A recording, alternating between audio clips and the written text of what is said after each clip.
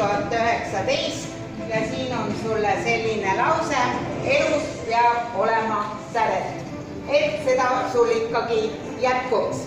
Ja tegemist on Olustvere klaasikoja taiesega, mis ma arvan, et sümboliseerib ühte tegusat inimest.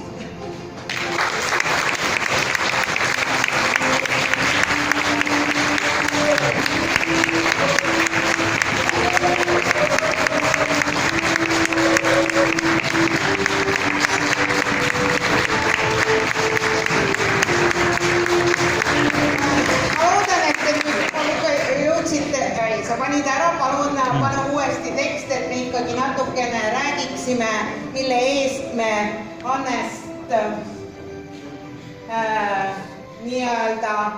mida me leidsime, et mis on Annese panus. Mitte ainult 2019 sädeinimese puhul on ikkagi tegemist sellega, et inimene on pikemaajaliselt panustanud oma kogukonda. Küll Raul helistas mulle, et ka sädeinimese nominendiga, kas tal on juba elutöö tehtud.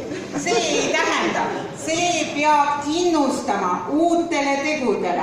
Põhimõte on selles, et Annese, sa vaatad nüüd, et faktid on õiged ja et 7 aastat korraldanud piirkonnale olulist suursündmust Peitsimaa romantika. Ja nüüd lisandus ka veel Rääbisefestival. 2008 leidsime sellise fakti, et 2018 Annese eestvedamisel korraldati 5 isamaalist laulukontserti Tartus, on välja andnud Saare valla nii-öelda 25.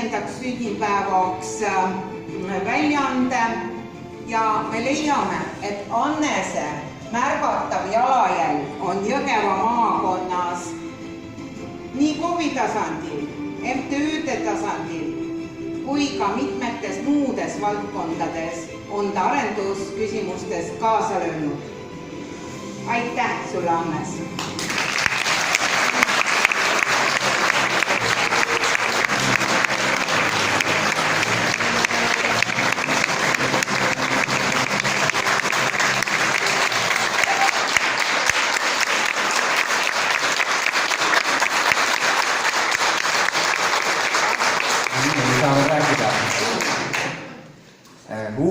Tõesti, see tuli mul üllatusena. Ei teadnud üldse, et selline au täna osaks saab. Et mul on väga suur rõõm ja au seda tiitlit vastu võtta ja luban, et kannan seda väärikalt. Ja tegelikult tahaks tänada kõiki neid inimesi, kellega koos on saadud ägedaid asju teha. Et see nimekiri ei ole siin veel lõplik ja kindlasti teeme tulevikus veel väga ägedaid ja suuri asju. Ja ma tänaks ka, kes meid esitasid nominendiks loomulikult ja tänan ka selle ürituse, selle väga vahva ürituse korraldajaid. Suur aitäh teile!